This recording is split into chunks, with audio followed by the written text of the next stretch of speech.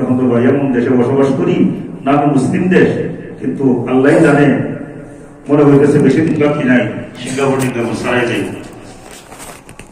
আপনি কিছু বলবেন, বলার ক্ষমতায় আপনি যদি কোন কোনো ব্যাপারদারি এগুলো সরেন কেন, ডাইরেক্ট বইলা দেবো দেশটা কি তোমার বাপের দেশ, যাও আমার মেসেজ করবার জন্য আইসো, বলবে না? বলবে না? এই বাস্তবতা। এখন পর্দা ওড়ানো করলো আমাদের করতে হবে, আর পর্দার বিধান তো নারীদেরকে যেমন আল্লাহ দিয়েছে পুরুষদেরকেও দিয়েছে। এখন কে করলো কে করলো না দেখার বিষয় না, আল্লাহর বিধান আমাকে মেনে চলতে হবে। জাহান্নামের আগুন থেকে যেন আমি মুক্তি পাই। আরেকজনকে দাওয়াত দিব, সে মানলো কি মানলো না, জাহান্নাম থেকে বাঁচতে চাইবে কি চাইবে না তার ব্যক্তিগত ব্যাপার। আমার কাছে দাওয়াত দেওয়া, দাওয়াত দিব, কিন্তু আমাকে জাহান্নাম থেকে বাঁচতে হবে। ঠিক না ঠিক? কারণ আল্লাহ বলছে কুল্লিল মুমিনিনা ইয়াগুদ্দু মিন আবসারিহিম, নবী আপনি মুমিন পুরুষদেরকে বলুন তারা যেন পরনারীদের দিকে তাকায় না, নজর যেন নিজের দিকে কিসের দিকে রাখে। আবার ওয়াকুল্লিল মুমিনাতি ইয়াগুদ্দুনা মিন আবসারিহিন্না, মুমিনা নারীদেরকে বলুন তারা যেন পর পুরুষের দিকে তাকায় না, নজর যেন দৃষ্টি যেন নিচু কইরা রাখে। এখন চলতে গিয়ে হঠাৎ করে নজর হইয়া গেছে, এটা জিনা হবে না, এটা গুনাহ হবে না। আপনার কাজ হচ্ছে তাৎক্ষণিক নজরটা ফিরাইয়া দিতে হবে। এখন নজর হইয়া গেছে, এখন যদি বলেন এইটা তো ক্ষমা আছেই, যেহেতু ক্ষমা আছে নজরটা 2 ঘন্টা লম্বা করি, বুঝলেন না? এটা তো মাফ, 2 ঘন্টা লম্বা করবেন সেইটা মাফ। নজর হইয়া গেছে এইটা মাফ, সরাই ফেলাইতে হবে। কিন্তু এই মাফের সুযোগ নেওয়ার জন্য 2 ঘন্টা লম্বা করবেন, এটা কি মাফ হবে? এটা জিনা হবে। এটা কি হবে? এখন যদি কোন খুব সুন্দর আল্লাহর নামে তাকাই, কথা বলেন না কেন? যদি বলে খুব সুন্দর চেহারা, আল্লাহ সৃষ্টির রহস্য দেখবো, মহিলা খুব সুন্দর, আল্লাহ কত সুন্দর করে বানাইছ, আল্লাহর নামে তাকাই, তাকে বোঝাবে? কোন সুর যদি আল্লাহর নামে চুরি করবো, তাহলে আল্লাহর নামে চুরি করলে কি চুরি জায়েজ হয়ে যাইব? হারাম। কোন খুনি যদি বলে আল্লাহর নামে খুন করে বানাবো শত্রু করে, আর আল্লাহর নামে খুন করলে কি কোনটা হারাম হয়ে যাবে, জায়েজ হয়ে যাবে? হারাম। তাহলে জিনাটাও হারাম। আল্লাহ এটা এমন হারাম, আল্লাহ বলছে লা তাকরাবু জিনা, করা তো দূরের কথা, ধারে কাছেও যাইবা না। এখন যদি আল্লাহর নামে তাকাইলাম, তাহলে কি জায়েজ হয়ে যাইব? নাউযুবিল্লাহ মিন যালিক। কি বুঝাইতে চাইছে বুঝানি জানি, এর বেশি কিছু বলবো না, আমরা যারা সংযত হই। বাইরে আমার বন্ধুরা, আমার আল্লাহ নবী ইসলামী রাহমাতুল্লিল আলামিন বলেন ওয়াল উযুনানি জিনাহুমা আল ইসতিমা, 2 কানের জিনা হচ্ছে শ্রবণ করা। কি শ্রবণ করা? খারাপ কথাবার্তা শোনা, এটা শুনলে জিনা হবে, এই জন্য আল্লাহ কান দেয় না। ওয়াল লিসানু জিনাহুল কালাম, আর জবানের জিনা হচ্ছে অশ্লীল কথাবার্তা বলা। ওয়াল ইয়াদু জিনাহাল বাতশ, হাতের জিনা হচ্ছে ধরা। কারে ধরা? যার ধরা হারাম।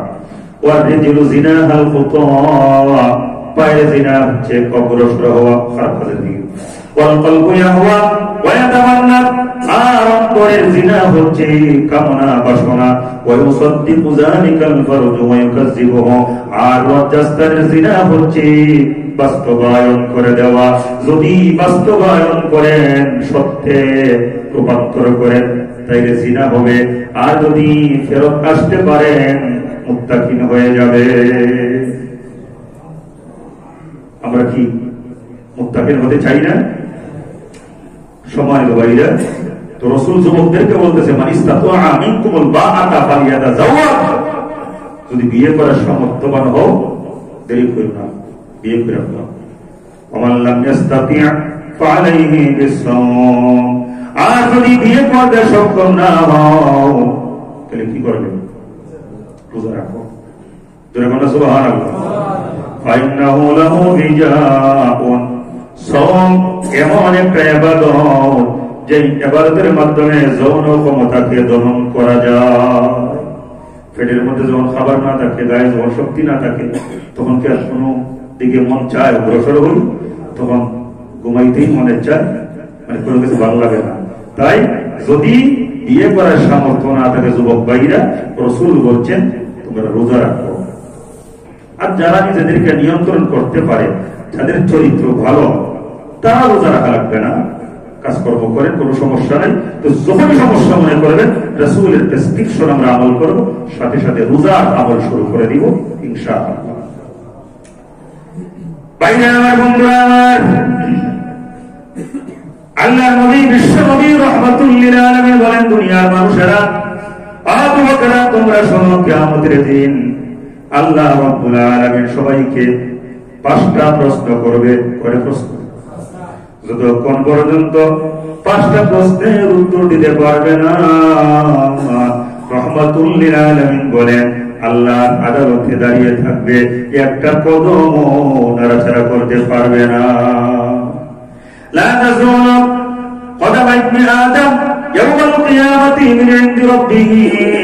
কিয়ামতের দিন আল্লাহ কোন বান্দা বান্দি আল্লাহ রাব্বুল আলামিন 5টা প্রশ্ন করবেন, জবাব না দিয়ে পা নাড়াতে পারবে না। হাত্তা ইউসআলা আন খামস আন উমরিহি ফিমা আফনা। আল্লাহ রাব্বুল আলামিন বলবেন, বান্দারে এত সুন্দর জীবন আমি তোমাকে দান করেছিলাম। ভাইরা আমার, বন্ধুরা আমার, আওয়াজ করে বলেন না, এই যে জীবনটা আমরা পেলাম, এই জীবনটা আমাদের কে দান করেছেন? আন উমরিহি ফিমা আফনা।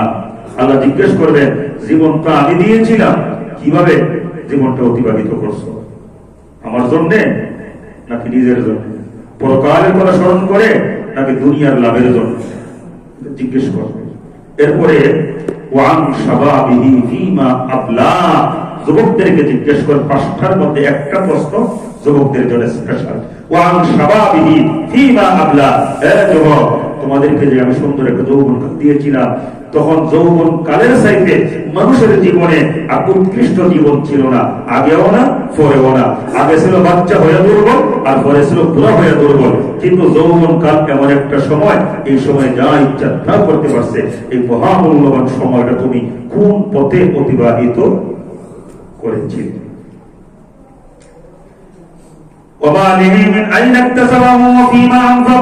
অনেক সম্পদশালী আছে, টাকা পয়সা কে দিয়েছে? জিজ্ঞেস করবেন যে সম্পদ দিয়েছিলাম কিভাবে অর্জন করছো আর কিভাবে খরচ করছো।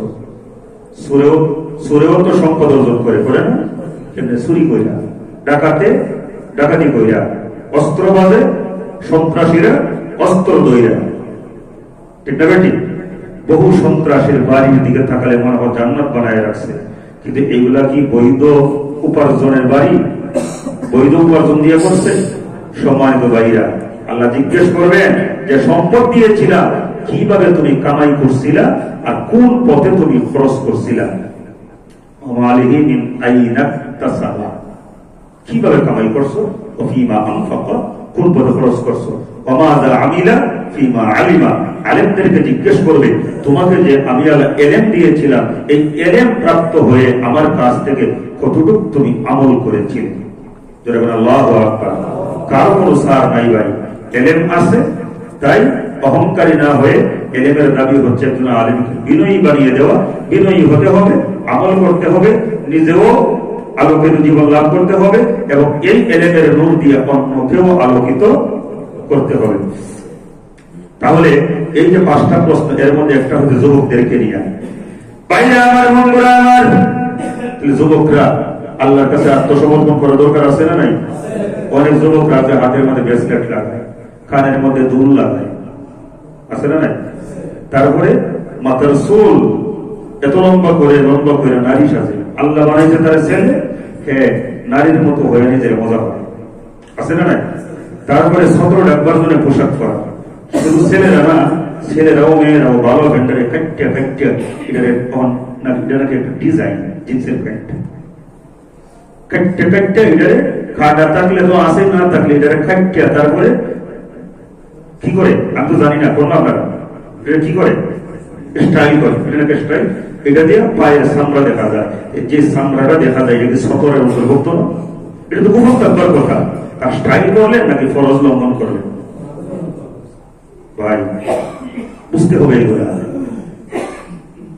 অনেক বাপ মাও এই ধরনের প্যান্ট কিনতে বাচ্চারা কিনা দেয় করবার জন্য। বাচ্চাকে ছোটবেলায় যদি কন্ট্রোল করতে না পারেন, মাথায় রাখবেন বড় হওয়ার পরে কন্ট্রোল তো করতে পারবেনই না। মাঝে মধ্যে ওই বাচ্চার কাছ থেকে মায়ের খাওয়ার জন্য রেখে যাচ্ছে। অনেক বাচ্চারা বাপ মারি ফিরায় না। এখন কোন যে হুজুর তাবিজ দেন, ছেলে আমার কথা শুনে না, আমার অপমান করে মারে, মারবো না তো কি করবো? আমরা চাই না এমনটা হোক, কিন্তু আপনি কি ওরে মানুষ বানাইতে পারছেন? ছোটবেলা জন্মের পরের থেকেই সে যা চাইছে জীবন যাপন করাইছেন। আদর করা ভালো, কিন্তু এত আদর না, যা চাইবে তাই দিন। নাউযুবিল্লাহ। আল্লাহ পাক হেফাজত করুন। যে সমস্ত বাপ মারা কষ্টে আছে সন্তান নিয়ে, আজকে জুমার দিন দোয়া করি আল্লাহ পাক ওই সমস্ত বাপ মাদেরকে সন্তানদের নির্যাতন থেকে হেফাজত করুক। আমরা বলি আল্লাহুম্মা আমিন। তাই যুবক ভাইরা,